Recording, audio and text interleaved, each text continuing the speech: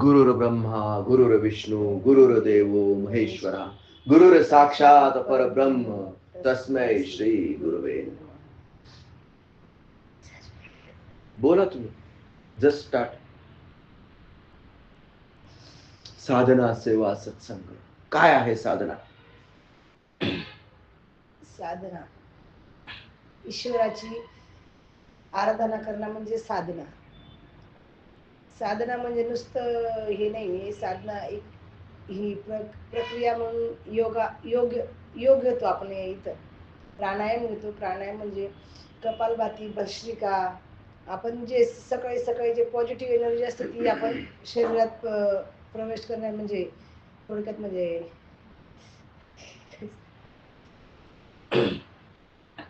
साधना म्हणजे एखाद्या गोष्टीला साधन, ते आपलं साधन आहे.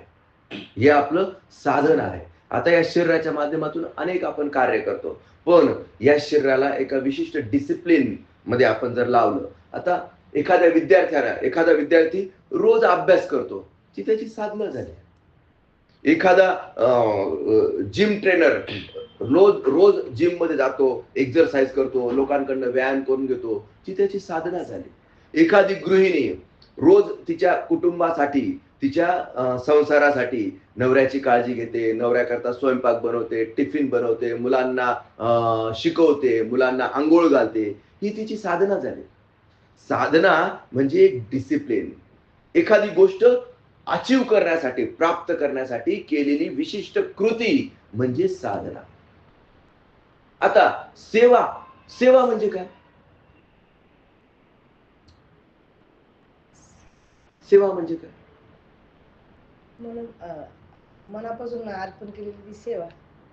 सेवा म्हणजे अशी कृती जी निरपेक्ष आहे, आपण प्रत्येक कृती काहीतरी अपेक्षा ठेवून करतो.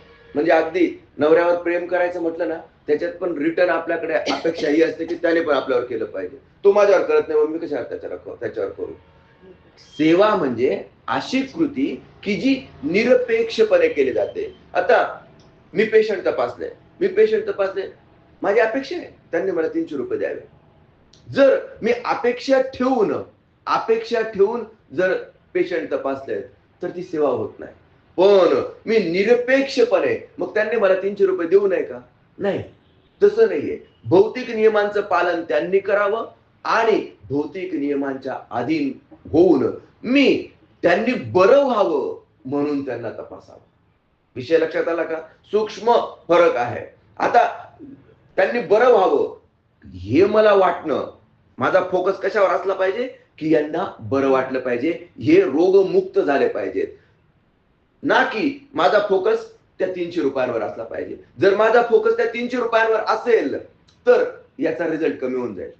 हे साधा सिंपल गणित आहे. याचा रिझल्ट कमी होणार. म्हणून तुमची जी सेवा आहे, तुमचा जो भाव आहे, भाव बळे आकळे एरवी ना कळे. आता एखाद्या व्यक्तीला मी फटके दिलेत, मारलं, ही पण सेवा होऊ शकते. एखाद्याला मी मारलं, एखाद्यावर मी रागावलो, एखाद्याला मी फटके दिलेत, ते जर त्याच्या कल्याणासाठी असतील, जगाच्या कल्याणासाठी असतील, तर ती झाली सेवा. पण मी त्याच्याकडनं मला काहीतरी बळकावून घ्यायचंय. आता अमेरिकेचे राष्ट्राध्यक्ष व्हेनेझुएलाच्या राष्ट्राध्यक्षांना उचलून घेऊन येतात, किडनॅप करून आणतात. ऐकलं असेल तुम्ही. कशा करता असं म्हणतात की त्यांच्याकडे खूप पेट्रोलच्या आणि डिझेलच्या खाली आहेत. ते तेल प्राप्त करण्याकरता यांनी आरोप लावलाय खोटाच की तुम्ही ड्रग तस्करी करतात, ड्रगचा कारोबार करतात, आणि म्हणून जगाला तुम्हाला खतरा आहे, जगासाठी तुम्ही बाधक आहात, जगासाठी तुम्ही चुकीचे कामं करतायत, आणि म्हणून ऑपरेशनच्या माध्यमातून ते त्यांची डेल्टा फोर्स आहे, ती फोर्स तिथे गेली आणि 5 ते 7 मिनिटात सगळं अख्खं राष्ट्राच्या राष्ट्र झोपेतच ठेवलं आणि राष्ट्राध्यक्षालाच किडनॅप करून आणलं. बळी तो कानपिळी. आता अमेरिकेत त्याच्यावर काय चालवलं जाणार? खटला चालवला जाणार. आता दाखवण्याचे दात वेगळे आहेत आणि खाण्याचे दात वेगळे आहेत. दाखवायला काय आहे की तू ड्रग तस्करी करत होता, तुझ्यामुळे जगाला धोका होता, म्हणून आम्ही तुला जेलमध्ये टाकलंय. पण ऍक्च्युअली मुख्य त्यांचा उद्देश काय की त्या देशातली जी नैसर्गिक साधन संपत्ती आहे त्या साधन संपत्तीवर अधिकार गाजवणे हा त्यांचा मुख्य अजेंडा आहे असं म्हणतात. मला माहित नाही, असं म्हणतात. मग ही साधना झाली का? नाही, ही लालच आहे. लक्षात घ्या, तुम्हाला प्रगती करण्याचा पाहिजे तेवढा अधिकार आहे. तुम्ही कितीही प्रगती करू शकता, तुम्ही स्वतःचा विकास करू शकता पाहिजे तेवढा. पण स्वतःचा विकास करताना तुम्ही वापरा ना, तुमच्या जवळचं जे स्किल आहे ना ते पाहिजे तेवढं वापरा.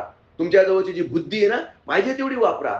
तुमचं नॉलेज, तुमची पॉवर, तुमचं विजडम, तुमची स्किल वापरून पाहिजे तेवढा विकास करून द्या स्वतःचा. स्वतःचा विकास करण्याचा तुम्हाला पूर्ण अधिकार आहे, पण दुसऱ्याचं नुकसान करून नाही. विषय समजला का तुम्हाला? आणि ही खूप महत्वाची गोष्ट आहे. आपण स्वतःचा विकास करतो पण दुसऱ्याचं ओरबाडून, दुसऱ्याचं हिसकावून. आणि म्हणून माझे माझे लोप पावू दे, तुझे तुझे उगवू दे. कोण असे मी तो मी सहजपणे कळू दे.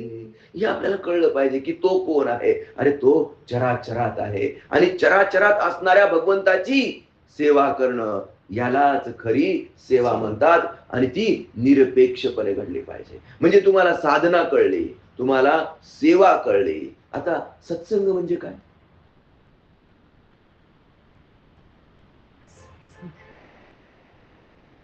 सत्संग म्हणजे एक ती देवाची आराधना म्हणजे सत्संग चार लोकांना समजून दाखवून.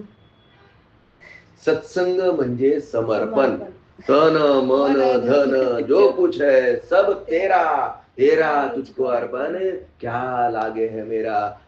हा भाव तुमच्यात प्रकट झाला पाहिजे आणि या भावाला म्हणायचं सत्संग. मग तो भजनाने प्रकट होऊ शकतो, तो अखंड नामस्मरणाने प्रकट होऊ शकतो, तो प्राणायामाने प्रकट होऊ शकतो. तो एखादा माणूस म्हणेल मी कधीच मंदिराचा तोंड पण पाहत नाही, त्या देवाकडे पण जात नाही. हरकत नाही ना भाऊ, काही अडचण नाही. तू देवात गेलाच पाहिजे, मंदिरात जाऊन अगरबत्ती फुल फुल हार अर्पण केलेच पाहिजेत, काही गरज नाहीये. तू तुझं नित्य नैमित्तिक कर्म जर त्या विश्वनियंत्याला समर्पित होऊन करत असतील, इमानदारीने करत असतील, तर ती सुद्धा तुझी पूजाच झाली. आणि म्हणून म्हटलंय कर्म हीच पूजा, कर्म हीच पूजा. तुझे काही कर्म करतोयस ना ते तू निरपेक्षपणे कर. निर्मळता, निरागसता आणि निरपेक्षता या तीन गोष्टी प्रत्येक तुमच्या कृतीत जर असतील तर मी तुम्हाला सांगतो, तुम्हाला मंदिरात जायची गरज नाही आणि तुम्हाला कुठेच जायची गरज नाही. ठाईच बैसोनी करा एक चित्त, आळवावा श्रीपती आवडीने. ही गोष्ट आपल्याला याला म्हणायचं खरा सत्संग. साधना, साधना आता आपल्या गुरुपदिष्ट मार्ग आहे हा. आपण आपल्या गुरु परंपरेतून आपल्याला हे प्राप्त झालेलं आहे. साधना, सेवा, सत्संग याला आपण चैतन्याचा मार्ग म्हणतो. आणि या चैतन्याच्या मार्गावर आपण चालून इतरांना चालण्यासाठी आपण प्रेरित करतो. हे कशासाठी? कारण आपल्याला असं वाटतं की मला माझ्या भौतिक जीवनात माझी प्रगती झाली पाहिजे, मला समृद्धी मिळाली पाहिजे. भिकारचोट आयुष्य जगायला आपल्याला इथं पाठवलेलं नाही देवाने. आपण त्या प्रकाशाचे पुत्र आहोत आणि आपल्याला गरीब राहायचं नाही, आपल्याला श्रीमंत बनायचंय. लक्षात घ्या, श्रीमंत बनायचंय. गरीबाला काही इज्जत आहे का? गरीबाला शेजारीचं कोणी उभं करत नाही. आणि श्रीमंताचं कुत्र सुद्धा लोक घेऊन घेऊन फिरतात. हा काय आपला मोती आणि काय आपला राजू. कळलं की नाही? हा, मग आपल्याला भगवंताचे आपण पुत्र आहोत. मग आपल्याला असं दळभद्री, दुःखी, दरिद्री, निराश आयुष्य जगण्यासाठी भगवंताने मुळीच पाठवलेलं नाही. मी असं म्हणतो, माझं असं म्हणणं आहे की जे आज गरीब आहेत ना, दोन प्रकारचे गरीब आहेत. एखादा साधू निरपेक्षपणे, तो पण तुम्हाला फाटक्या तुकड्या कपड्यांमध्ये दिसेल, पण झोपडीत राहील, पण त्याच्या चेहऱ्यावर तेज राहील, त्याच्या चेहऱ्यावर आनंद राहील. तो जो प्राप्त है वही पर्याप्त है या भावात राहतो. मग तुम्ही त्याला गरीब म्हणाल का? आणि त्याच्यापेक्षा ते श्रीमंत जे सुटापुटात राहतात आणि भिकारी दिसला रस्त्यावर तर त्याला म्हणतात भड. त्याच्यापेक्षा तो जो झोपडीत आहे ना तो श्रीमंत आहे. हे समजून घेतलं पाहिजे. खरी श्रीमंती ही मनाची श्रीमंती आहे. आणि म्हणून मी जे म्हणतोय की तुम्हाला दुःखी, दरिद्री, निराश आणि गरीब राहण्यासाठी देवाने इथं पाठवलेलं नाही. तुम्हाला जे हवं आहे ते तुम्हाला प्राप्त करून घेण्याचा तुम्हाला पूर्ण अधिकार आहे. फक्त ते कसं प्राप्त करून घ्यायचं ही आपली गुरु परंपरा शिकवते. ही आपली गुरु परंपरा शिकवते. तुम्ही साधना, सेवा, सत्संगाच्या मार्गावर चला. तुमच्यात निर्मळता, निरागसता आणि निरपेक्षता येऊ द्या. तिला तुम्हाला डेव्हलप करावं लागतं. अचानक तुमच्याकडे निर्मळता येत नाही. आपल्याला उन्हाळे तुकाळे करायची सवय आहे. ह्या बोटावरचं त्या बोटावर करायची सवय आहे. दुनियादारीमध्ये आपण पटाईत आहोत. समोरचा काय करतोय, काय राजकारण करतोय, काही काही लोक मस्त छाती टोकून सांगतात, अरे मी ते उडणारा पक्षीला पक मोजी घेस, असे सुद्धा छाती हे सांगतात. म्हणजे काय की समोरच्या माणसाचं पॉलिटिक्स काय राजकारण हे आपल्याला कळतं. पण ते कळत असून सुद्धा स्वतःच संरक्षण करून आपण त्याच्या कल्याणाचा विचार केला पाहिजे. याला म्हणतात खरी निरपेक्षता, याला म्हणतात खरी निर्मळता. आणि ही एकाएकी येत नाही. याच्यासाठी काय लागते? साधना. साधावं लागतं. जसं एखादं धनुष्य बाण घेऊन आपल्याला एखाद्या आखेत किंवा एखादा नेम धरतो आपण, त्याच्यासाठी काय करायला लागतं? साधना. नेम साधना. ती साधना आवश्यक आहे. एकाएकी कोणाला पण कोणता पण दगड लागत नाही. नेम धरावा लागतो आणि नेम धरण्यासाठी प्रॅक्टिस करायला लागते. Practice makes man perfect. आणि हीच प्रॅक्टिस करताना काय आडवं येतं? आळस. आळस आडवा येतो. का लोक साधना नाही करत? काही नाही, फक्त आळस. फक्त आळस. हे काय अवघड आहे का? मुळीच अवघड नाही. सकाळी भस्त्रिका करावं, कपालभाती करावं, याच्याने शरीर शुद्ध होतं. शरीर शुद्ध आणि मन शुद्ध झालं की आत्मदर्शन होतं. म्हणायला किती सोपं आहे, म्हणायला किती सोपं आहे, पण करायला जा. तुम्ही जेव्हा करायला जातात ना, तेव्हा काय काय आडवं येतं याचं आत्मचिंतन आणि याचं आत्मपरीक्षण तुम्ही स्वतःच करा. हा आपला चैतन्याचा मार्ग आहे. इथं आपण सद्गुरू आपल्या सोबत असतात, सोबत असतात. माझे सद्गुरू माझ्या सोबत आहेत. मग ते काय माझा हात धरून दिसतात का तुम्हाला? नाही, ते माझ्या हृदयात आहेत, ते माझ्या अंतःकरणात आहेत. जेव्हा माझ्याकडनं या चैतन्याच्या मार्गावर चालताना काहीतरी चूक होते, कोणी मला सांगू अथवा न सांगू, माझे सद्गुरू मला आतून सांगतात, हे तुझं चुकलं बरं का. मी लगेच माफी मागतो, लगेच त्याला करेक्ट करतो. ही तुमची दानत पाहिजे, ही तुमची दानत पाहिजे, ही तुमची नीती पाहिजे. नाहीतर आपण काय करतो, बऱ्याच वेळा तो जो आपला सद्गुरू असतो ना, तो आपल्याला सांगतोय चुकीचं आहे बरं का, तू चुप बस रे, तू चुप बस रे, हायच बरोबर शे, आज ते हायच करणं पडेल असं म्हटलं. आणि जर का आपण अनीती आणि अधर्माचा सहारा घेतला की मग काय होतं, ती अनीती आणि अधर्माची जी काजळी आहे, जसा एखादा कंदील आहे, कंदिलामध्ये ती मिनमिनती ज्योत असते, पण तिचा प्रकाश सगळीकडे पसरत नाही. का? कारण त्या काचेवर काय जमा झालेलं असतं? काजळी जमा झाली असते. आणि ही काजळी जोपर्यंत आपण साफ करत नाही साधनेने ही काजळी रोज साफ करतो. आपण इथे येतो कशा करता? मी तुम्हाला सांगतो, ती काजळी साफ करण्याकरता येतो. म्हणजे ती जी आत्मज्योत आहे तिचा प्रकाश सगळीकडे पसरेल, तिचा प्रकाश सगळीकडे पसरेल. मग तीच आत्मज्योत माझ्यामध्ये, तीच आत्मज्योत तुमच्यामध्ये, तीच आत्मज्योत सगळ्यांमध्ये, सगळ्यांचा प्रकाश का नाही पसरत? कारण कंदिलाची काच जी ना ती काळी झाली आहे. कंदिलाची काच काळी झाली आहे. मग ती काळी झालेली काच साधनेने आपण दररोज साफ करणं, यालाच म्हणायचं साधना, यालाच म्हणायचं साधना. इथं फक्त प्रामाणिकपणे तुम्ही बसा, इथं फक्त तुम्ही प्रामाणिकपणे बसा. जेव्हा भस्त्रिका आपण करतो तेव्हा या चित शक्तीचं रूपांतर प्राणशक्तीत होतं. जेव्हा आपण कपालभाती करतो, क्रम चुकवू नका. पहिले भस्त्रिका, भस्त्रिका, कपालभाती उलट सुलट नाही करायचं. पहिले भस्त्रिका म्हणजे चितशक्तीचं रूपांतर प्राणशक्तीत झालं. कपालभाती म्हणजे हीच प्राणशक्ती 72,000 नाड्यांपर्यंत पोहोचली. अनुलोम विलोम म्हणजे ती बॅलन्स झाली. बाह्य प्राणायाम म्हणजे ती मूलाधार चक्राकडून आज्ञा चक्रापर्यंत आली. नंतर भ्रामरी म्हणजे आत्माभिषेक. आत्माभिषेक म्हणजे तुमचं शरीर हे शिवपिंड आहे आणि त्या शिवपिंडीवर प्रकाश रहित प्रकाशाने आत्माभिषेक करणं, यालाच म्हणतात आत्मपूजा. म्हणजे तो मीच आहे हा भाव. आणि तो मीच आहे म्हटल्यानंतर तुम्हाला अहंकार होऊ शकतो की हे सगळा करता करविता मीच आहे. अरे नाही, करता करविता तो आहे आणि हे करायला त्याने फक्त आपल्याला निमित्त केलेलं आहे. हा जीवाशिवाचा खेळ आपण समजून घेतला पाहिजे. आणि सगळ्यात शेवटी भ्रामरी प्राणायामानंतर ओंकार. आणि ओंकार म्हणजे समर्पण. तन मन धन जो कुछ है सब तेरा, तेरा तुझको अर्पण, क्या लागे है मेरा. याला म्हणायची साधना. आणि जेव्हा आपण दररोज सकाळी साधना करतो म्हणजे स्वतःच्या शरीराला स्वतःच्या मनाला ट्रेनिंग देतो.